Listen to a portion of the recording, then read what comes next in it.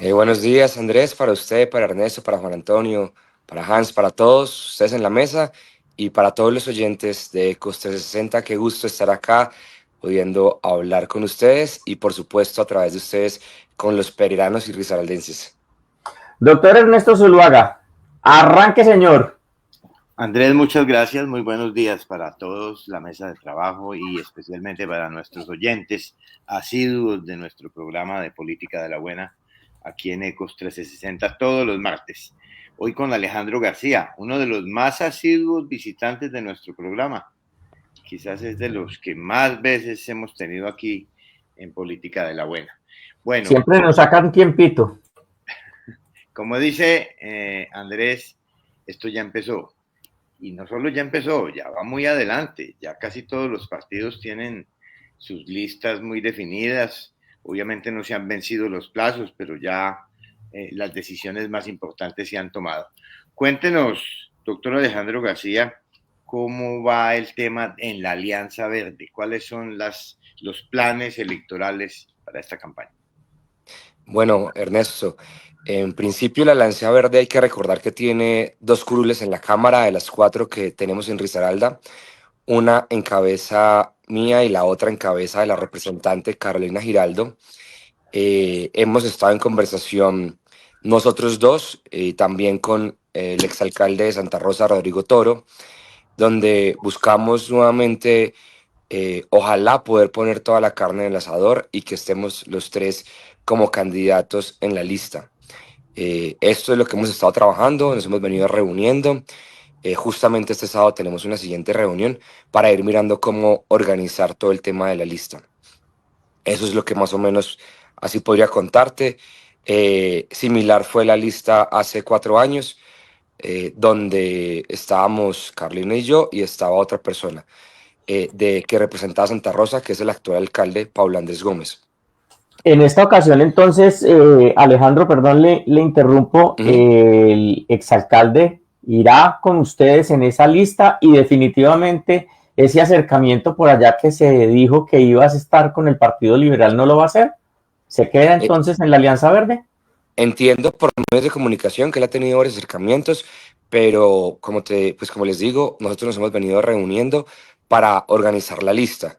Y lo último es entender que todos debemos estar juntos para conservar o cuidar el umbral y conservar una u ojalá alcanzar nuevamente las dos curules, que es difícil, pero por lo menos conservando el umbral, tener una curul alternativa, independiente, que es importante y necesaria para un departamento como Risaralda. No puede ser que el espacio nuevamente sea cooptado por partidos tradicionales y pues, con la fuerza que se está viendo el partido de la U. Queramos que los risaraldenses tengan opciones no solo de centro político, sino también opciones alternativas y de opinión, que rindan cuentas como lo hemos hecho nosotros, no solamente pues que ustedes me lo reconocen y les agradezco cada vez que podemos en este programa y con los medios de comunicación, sino con la ciudadanía, en reuniones, en espacios abiertos, que es fundamental. Eso no sucede comúnmente. Seguramente no todos los congresistas salen en los medios, no todos están contando en las redes sociales su actuar y mucho menos pues a una plaza de mercado o a un semáforo con un volante contando los resultados y permitiendo que sea el escrutinio público el que conozca qué leyes ha trabajado, que eso lo hicimos nosotros recientemente, lo contamos en distintos espacios con el término de la legislatura. Además, en qué leyes estamos trabajando, contar los logros, los retos, responder nuestra mirada y posiciones políticas en distintos aspectos frente al gobierno, que hemos trabajado por proyectos regionales. Eso es importante y yo creo que es necesario para la política risaraldense. En este momento, pero también desde el Congreso, poder apalancar y proyectar liderazgos territoriales futuros que refresquen esto. Y finalmente, hoy más que nunca creo que es fundamental participar de una campaña presidencial. Espero que el Partido Verde nos conceda libertad para poder salir a participar con quienes nos sintamos más cómodos y en esa libertad acompañar una campaña de centro, una campaña que serene este país, que nos saque la polarización. Creo que esta vaina que todo el mundo está buscando, quién lo emociona, quién lo mueve, el voto es un acto emocional, pero nuestro país requiere serenizar, pensar en adelante, construir con el distinto y no seguir en esta polarización que ha comenzado, que se fortalece desde el mismo gobierno, pero que no puede ser que ahorita pasamos a un gobierno tipo Trump, a seguir en lo mismo, ¿no? Juan Antonio.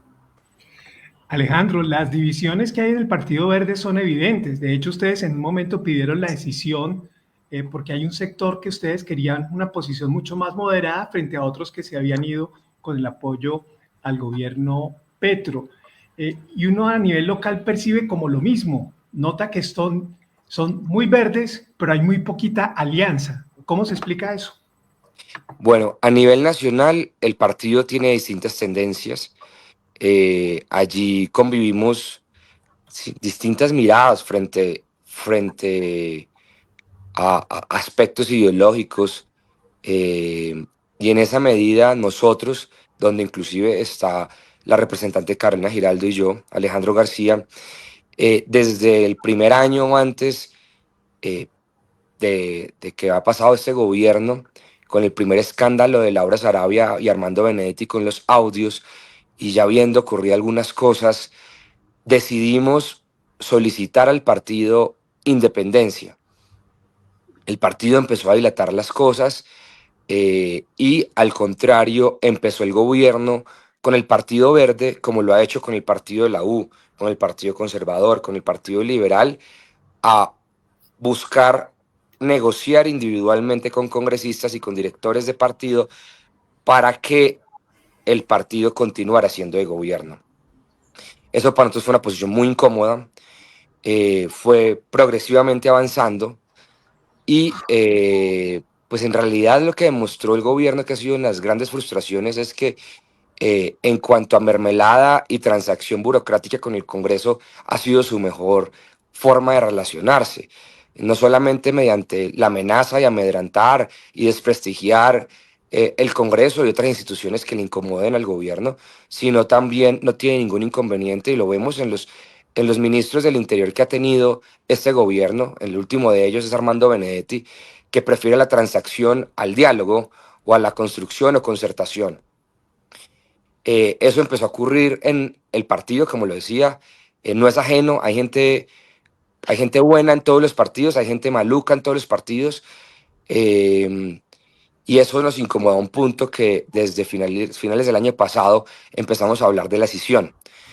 La decisión se concretó cuando retomamos este año legislatura, pues como todo el trabajo legislativo, en el mes de febrero. Sin embargo, esa decisión se dañó. ¿Qué quiero yo como denotar, Juan, con todo esto? Una claridad. El Partido Verde tiene miradas distintas y nosotros somos parte de la bancada independiente, que hoy tiene 2 personas en la mesa directiva de Cámara, Daniel Carvalho y Juan Sebastián Gómez, y en esa bancada independiente hemos trabajado como representantes para tener una actitud frente al gobierno nacional crítica e independiente, no de gobierno. Y eso sí se lo tengo que reconocer al Partido Verde, que no nos ha dicho nunca tienen que votar de esta, de X o Y manera, sino que eso nos ha permitido actuar en libertad, sin disciplina para perros o disciplina pues como de partido, que tendremos que estar allí.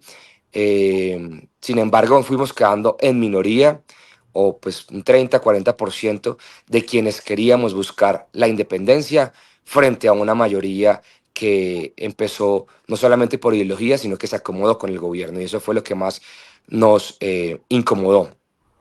Ernesto. Y en Perdón. Risaralda, pues son fuerzas, son miradas y actuares distintos, pero yo creo que hay muchas cosas que nos unen, y es lo que hemos hablado, Juan, en las reuniones.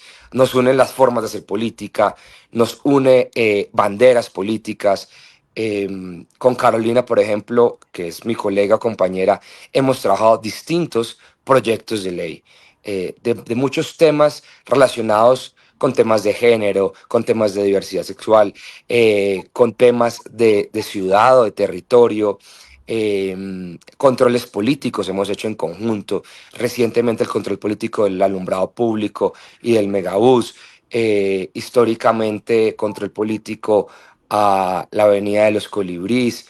En proyectos de ley inconvertible, lo trabajamos en conjunto. Yo la invité a firmar el proyecto de ley de Museo de Arte, firmamos juntos el proyecto de ley ley contra el ruido. Es decir, en muchos de los temas banderas del partido, ambientales, en contra de la corrupción, por temas de género y diversidad, eh, los hemos trabajado en conjunto. Entonces, pues claro, son fuerzas distintas, eh, pero trabajamos en conjunto. Y creo que eso sucede, Juan, porque la primer competencia sucede al interior de los partidos. Basta con ver, y eso, cuál es la relación de Juan Pablo Gallo y Diego Patiño, cómo es la relación en el Partido Conservador de distintas tendencias o miradas. Eso sucede. Nosotros tenemos diálogo, formas compartidas y banderas o causas comunes. Y eso es bonito. Y eso nos ha permitido hacerlo distinto. E inclusive a mí, por ejemplo, poder trabajar con toda la bancada de Risaralda cuando se trata de defender los proyectos de Risaralda. Ernesto. Representante, ¿hay una decisión ya final frente al tema de Senado? O sea, ¿cómo va a ser la posición de Alianza Verde aquí en el departamento? ¿Estarán monolíticos alrededor de una sola candidatura? ¿O habrá libertad para que los miembros del partido vayan apoyando candidaturas de Senado diferentes? Al Senado tenemos que apoyar candidaturas del partido. Eso es natural, si no se configura doble militancia. Y lo que cada uno hará es ir construyendo, pues de acuerdo a afinidades, sus candidatos a Senado. Yo, por ejemplo, en el partido soy más cercano a las posiciones de Catherine Jubinao, que hace parte conmigo de la bancada independiente. He trabajado y acompañé la presidencia en su momento de Catherine Miranda hace un año a la presidencia de la Cámara. Con ella, por ejemplo, trabajamos divorcio unilateral o algunos programas o proyectos de ley. Hay que mirar cómo se construye eso cada uno decidirá. También dependerá de la decisión de Carolina si va a la Cámara, lo cual sería muy importante porque es una mujer con votación y asegura el umbral. Y creo que es importante y necesario que Risaralda ponga toda la carne en el asador, o si decide ir a Senado. Eso también estamos pues como pendientes de ello y es lo que estamos también en conversación. Entonces, creo que todavía, pues por lo menos Alejandro García no ha definido la candidatura a acompañar a Senado. Aún falta, de hecho algunas personas todavía no han confirmado que van a Senado, entonces tocaría ir esperando a aquello. Hay gente valiosa en el partido y sobre eso pues se decidirá. Representante, Carolina y usted tienen hoy a las personas a las que ustedes impulsaron para la alcaldía en las pasadas elecciones trabajando con el alcalde Mauricio Salazar y ustedes han sido grandes críticos de ello. ¿Hay todavía relación buena con esas excandidatas y con tantas personas que están trabajando hoy en el gobierno municipal para desarrollar una campaña política al futuro y conseguir su reelección y la de Carolina de pronto al Senado?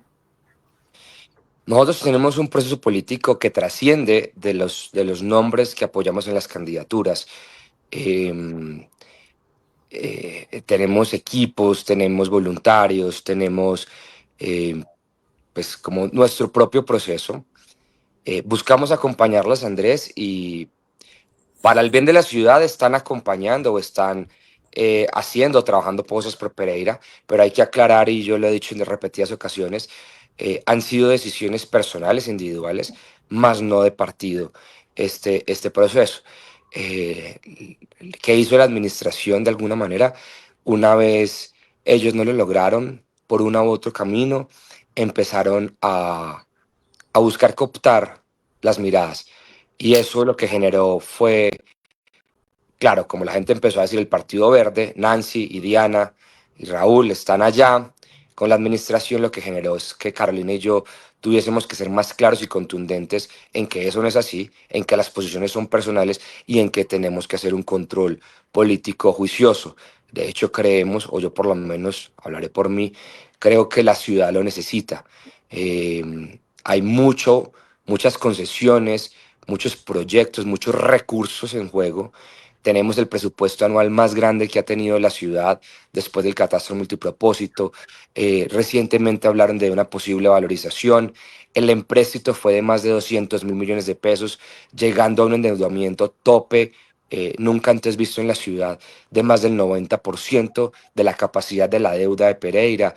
Es decir, hay unas cosas que están ocurriendo: concesión de alumbrado público, concesión del recaudo de megabús, concesión de la operación del megabús, concesiones a 20, 25 años, que hay que hacerle control político y seguimiento para que sea algo bueno y un negocio para la ciudad y no un negocio para unos pocos.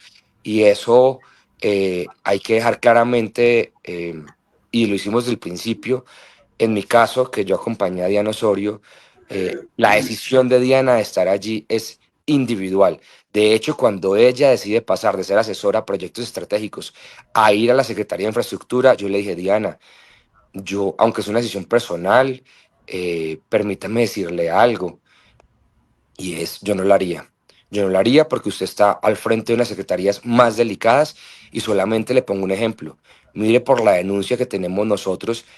¿Con quién está el exalcalde de Pereira en la cárcel? Porque en ese momento estaban en la cárcel. ¿Y con quién está siendo investigado el exalcalde de Pereira?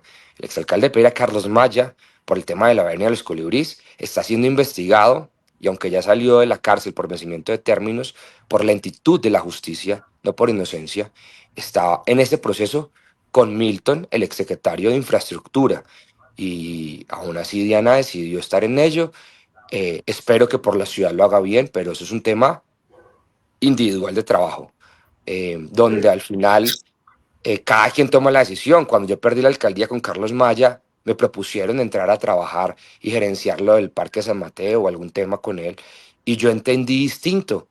No soy Alejandro García, no estoy en esto por buscar un trabajo o un puesto.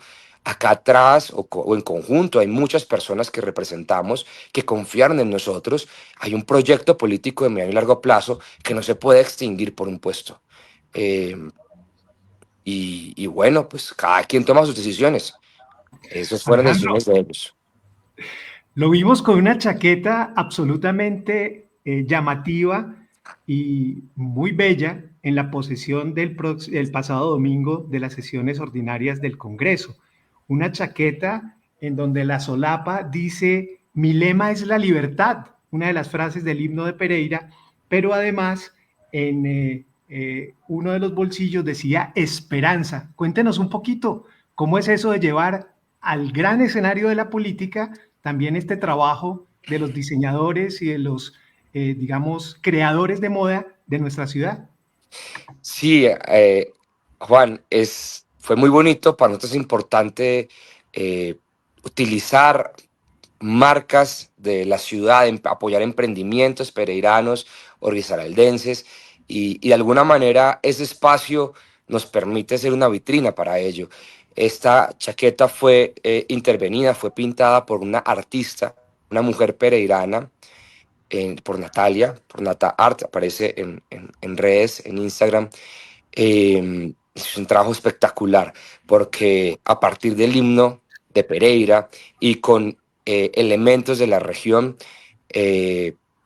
pintó la solapa y los bolsillos, e hizo que una intervención en la chaqueta que sea algo completamente distinto, y para nosotros es muy significativo. Va a permitir contar rápidamente que tenía esa parte de la estrofa del himno: mi lema ha sido la libertad. Tenía unas matas de café reconociendo esa tradición cafetera de nuestra región. Tenía acá unas montañas y un sol, que referencia esa parte del himno que dice: de las montañas bajo este sol, como la Venus de las espumas, surgió el bosque de la Chazón. Bueno, es una parte del himno que hace una referencia a las montañas nuestras. Tenía una parte que muestra el viaducto como símbolo de conectividad, y al Bolívar desnudo como una muestra de ese tipo de liderazgo vulnerable, transparente y desnudo. Y la palabra esperanza, con una flor de un árbol que a mí es mi árbol favorito, que además adorna las calles pereiranas cuando florece, que es el guayacán amarillo.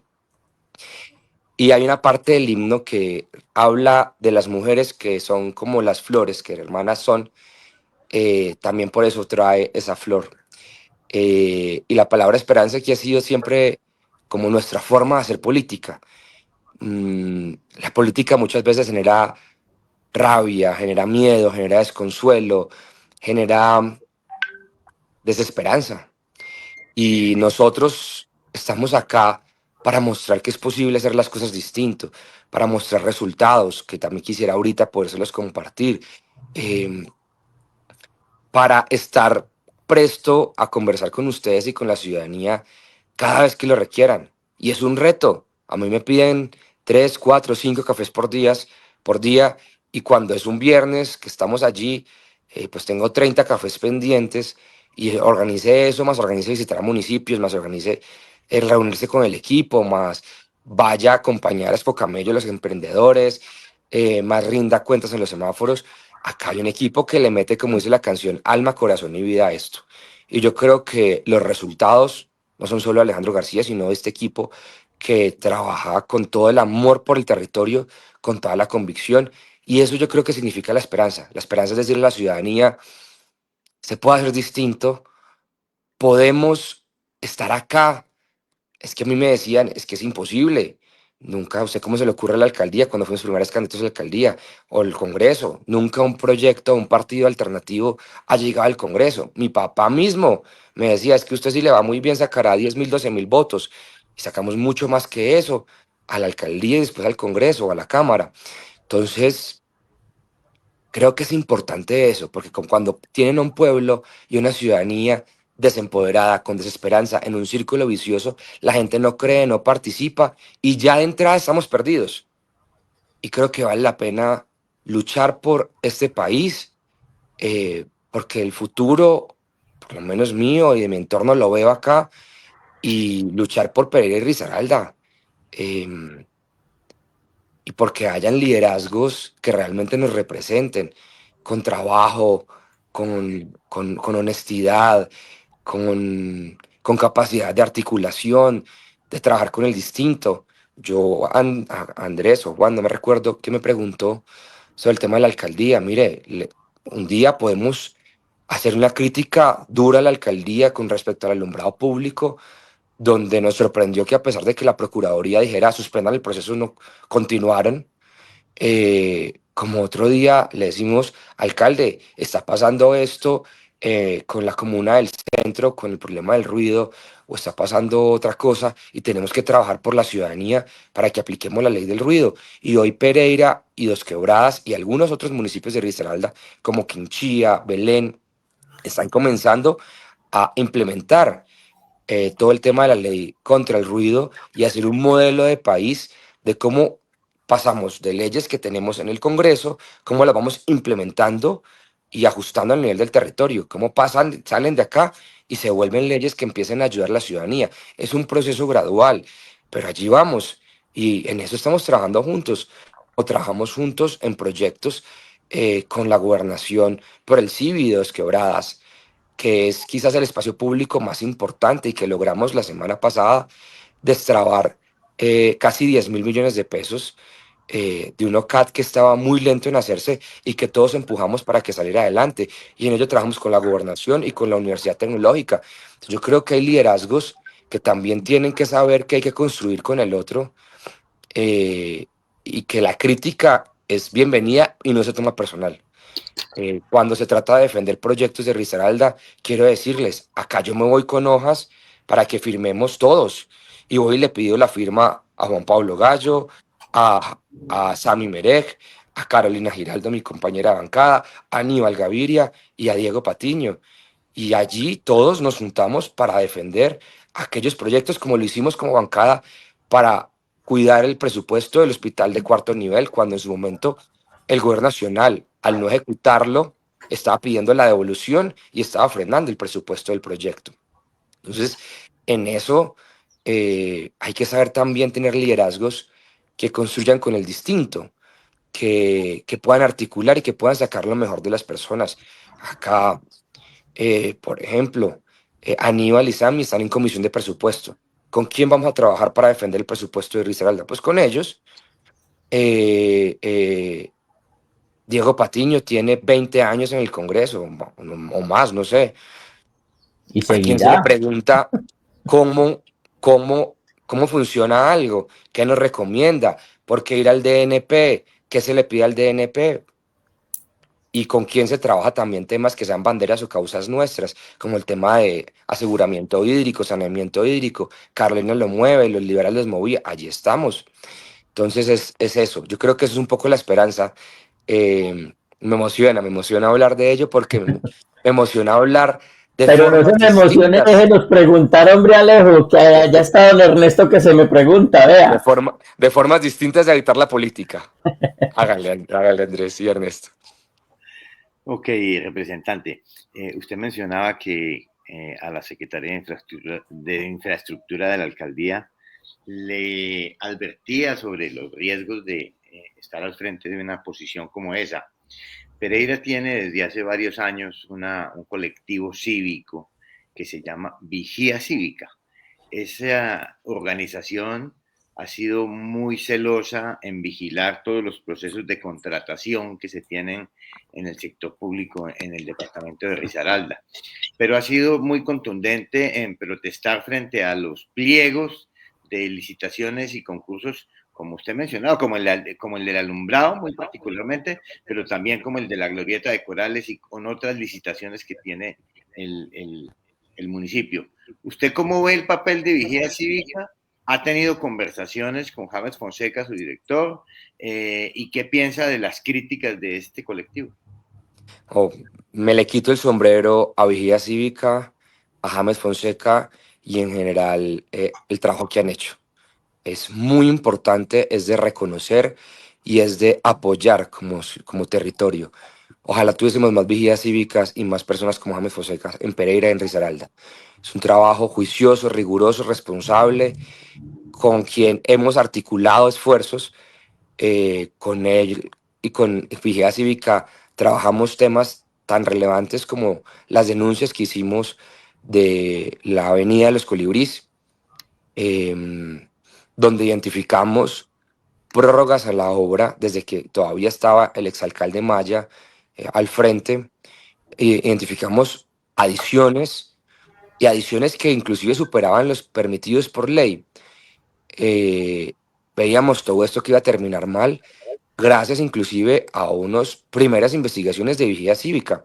Y hemos trabajado en conjunto. Cuando veíamos que la Contraloría Municipal decía, yo no puedo investigar, no tengo la capacidad, no tengo la competencia, no puedo porque todavía no es tiempo, dijimos, listo, le pedimos a la Contraloría General que lo haga, con más independencia, con más capacidad, con más fuerza. Y justamente fuimos nosotros del Congreso, yo en la comisión, le pedí, le dimos la orden a la Contraloría que hiciera una intervención funcional excepcional y le quitara la competencia a la Contraloría Municipal, porque muchos de la administración pasada lo que hacían era ejecutar a través de recursos del municipio para evitar la observación y el seguimiento de los recursos que hacen las entidades nacionales. Entonces lo cogió la Contraloría y la Contraloría nos dio la razón. A nosotros, a Vigía Cívica, en que hay un presunto detrimento patrimonial de más de 17.700 millones de pesos, casi 18.000 millones de pesos, en lo que fue la construcción de la Avenida de los Colibrís. Por eso a uno le da tanta coraje que sea por vencimiento de términos que salgan en libertad y que esto es un riesgo para el proceso porque se pueden volar o irse a un país con que no haya tratado de extradición.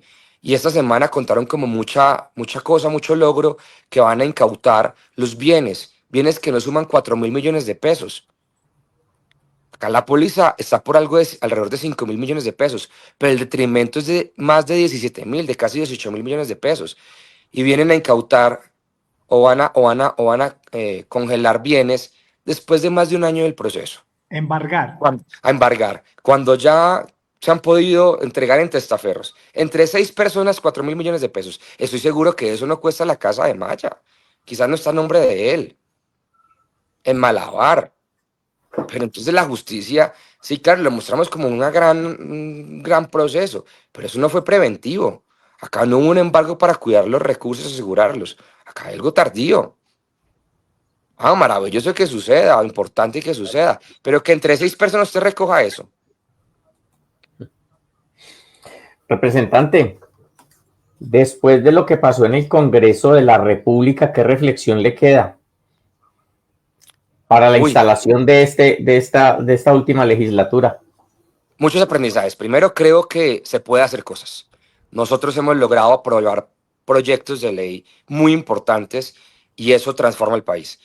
Proyectos de ley como el de salud mental con enfoque en los jóvenes, el de juventudes rurales, donde priorizamos un proyecto de vida y acceso a tierras a población joven en el campo, un campo en Colombia que se está envejeciendo, donde queremos que también quedarse en el campo sea parte de un proyecto de vida. Eso salió adelante justamente la legislatura pasada, al 19 de junio, 20 de junio, se aprobó el último debate. También aprobamos la ley contra el ruido, la ley de ciudades verdes. em, ¿Cuál otra tengo ya acá? La ley Ángel de Bienestar Animal, la ley que prohibió las corridas de toros. Entonces sí podemos transformar nuestro entorno, la sociedad y el país desde la política y también desde el Congreso. Es difícil porque son cuerpos colegiados donde tú eres un voto entre 180, pero donde es posible, donde ahora seguimos trabajando en temas como el ICETEX, la reforma del ICETEX, la ley trans, el Estatuto de Ciudadanía Juvenil, la ley de empleo juvenil, un tema de fútbol femenino, la que fortalece el Museo de Arte de Pereira, el fortalecimiento de las veedurías ciudadanas, justamente reconociendo la labor que hace Vigía Cívica y personas como James Fonseca, donde hemos defendido proyectos de territorio, como lo decía ahorita, el CIVI en Dos Quebradas, el Hospital de Alta Complejidad, donde hemos defendido y destrabado el programa de vías del Samán, y ahí ya se está interviniendo la intersección de Galicia, y va a comenzar la doble calzada, la Romana del Pollo, desde Belmonte, donde estamos destrabando los estudios y diseños de la doble calzada Cerritos La Virginia, donde con Aníbal nos unimos para mover el tema del tren del Pacífico, donde desde la Comisión Sexta que está Turismo, con Fontur hemos apoyado el Ecoparque El Vergel, entre otros temas como mejoramiento de la vía, que no se ha prometido, el gobierno lo ha hecho, pero de la vía de Risaralda al Chocó o Pereira-Quibdó. Entonces, pues, eh, es posible hacer cosas, es un entorno difícil, mmm, donde Y muchas veces se frustra uno, pero hay le, que agarrar lo bueno. le pregunto ahí, ese entorno difícil, ¿qué tan difícil fue este 20 de julio pasado en esa instalación? Comenzó tarde, el presidente llegó 2 horas después, Ah, como para variar. llegó antes la vicepresidenta y llegó sola, y la intervención del presidente del Senado y del Congreso vale la pena verla. Fue una intervención de unos 20 minutos, media hora, impecable, hablando de la importancia de la separación de poderes, la necesidad de cuidar la institucionalidad, de cómo la separación de poderes frena el autoritarismo, de la necesidad de un Congreso, por más diverso y distinto que parezca, a veces caótico, el Congreso es la representación real de Colombia, ¿no? Porque allí estamos personas completamente distintas, eh, con miradas distintas, regiones diversas.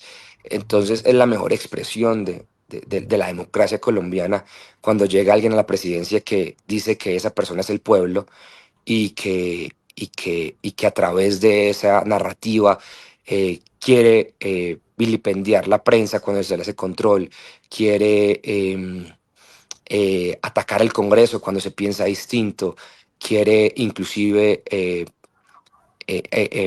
apretar a órganos electorales como el Consejo Nacional Electoral o la Registraduría.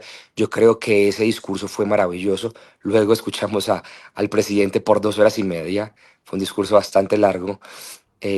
Terminamos inclusive a las 12 de la noche, casi alrededor de la medianoche, eligiendo la mesa directiva. Y hubo unas palabras de la oposición donde se hicieron muy conocidas, la de Elena Garrido de Cambio Radical, por lo que le dijo al presidente Petro, Gustavo Petro, pero también fueron muy valiosas las palabras de Daniel Carvalho allí. Entonces, es un espacio que representa, Andrés, la democracia y lo que somos como sociedad, donde están sentados los distintos poderes públicos, porque ya también están invitados los presidentes de las altas cortes, estaba la defensora del pueblo, el procurador, donde es loco un poco y desordenado y diverso como es este país, pero que es importante escuchar para entender cómo hacia dónde va y las distintas miradas. Vamos a tratar de hacer las últimas dos preguntitas acá con don Ernesto y don Juan Antonio. Deseo la respondo entonces muy rápido porque tengo que salir. Muy rápido porque sé que me tiene que ir, exactamente. Listo, pero listo. Déjeme que alcancemos a esta pregunta de Juan Antonio primero y cierra Ernesto. Usted se ha declarado una persona de centro. De hecho, fue de los que pidió que el Partido Verde se declarara en independencia en lugar de ser parte del gobierno. Y dice que es necesaria una candidatura para serenar el país después de lo que han sido estos años del progresismo de Petro. Sin embargo, todas las tendencias demuestran que vamos a volver a radicalizarnos en un candidato de derecha o de izquierda, y el centro pues es el que termina sacrificado en eso. ¿Qué hacer frente a esta situación? ¿Cómo buscar una opción para serenar el país cuando lo que estamos viendo es la radicalización de las fuerzas políticas? Es difícil porque inclusive en el mundo sucede esto. Y yo creo que lo que hay que mirar es no repetir los errores, ¿no? Acá un Bolsonaro o un Trump no creo que sea la solución. De hecho, entre más el péndulo llegue a la derecha, la izquierda más va a tener temas para atacar, para evitar que gobierne, para generar desconcierto o incomodidad, y para que más rápido el péndulo vuelva a la izquierda. Creo que cuando usted tiene dos fuerzas que jalan para los lados, usted no avanza. Y yo creo que eso es lo que hay que decirle a la ciudadanía, que hay buenas opciones que tienen experiencia y que vale la pena observarlas. Yo en la campaña pasada acompañé a Sergio Fajardo, en esta me he reunido también con Juan Manuel Galán, con Alejandro Gaviria, que creo que va a ir para Senado, con Juan Daniel Oviedo. Espero que de allí salga algo que enamore al país. Don Ernesto, la última. Micrófono, Ernesto. ¿Qué pasó con la reforma pensional que regresó al Congreso y usted cómo participó en ese debate? No, Ernesto, yo no estuve porque me pareció que iban a volver a cometer el mismo error que se había cometido, y de hecho pues así sucedió. Nosotros estamos para deliberar. El gobierno nos convocó apresuradamente del viernes para el mismo día y anunció sin tener el quórum decisorio, y al otro día, básicamente después de permitir 8 horas de discusión, no abrió el debate sobre los artículos y se adoptó el texto de Senado. El gobierno no quería conciliación y quería que eso sucediera antes del 1 de julio para que no se modificara la entrada en vigencia. Entonces, la última palabra la tiene la Corte Constitucional. La Corte ya tiene más presencia en la mirada de este gobierno, pero pues para mí como abogado era repetir lo mismo que habíamos cuestionado. Una reforma que tiene cosas buenas, en su mayoría tiene cosas valiosas y que es necesaria, pero que en la forma, pues de alguna manera se cometen errores en su trámite. Errores que la misma Corte Constitucional nos dio la razón al devolverlo, y nosotros, como si no nos importara, hicimos igualito en un día, sin discusión de articulado, aprobar un texto como cual notarios. Pues, representante, muchísimas gracias por acompañarnos. Vea, nos pasamos solo un minutico con el tiempo acordado, pero de verdad muchísimas gracias por acompañarnos el día de hoy. Muchísima suerte, y aquí lo volvemos a esperar en Política de la Buena Hora, que ya arrancó esta campaña política. Un feliz día y mil gracias. Gracias Andrés, a Juan Antonio, a Ernesto, a Hans, a todos ustedes y a todos los oyentes por permitirnos compartir un poco sobre nuestra mirada, nuestros sueños, nuestros proyectos y nuestros logros. Un abrazo.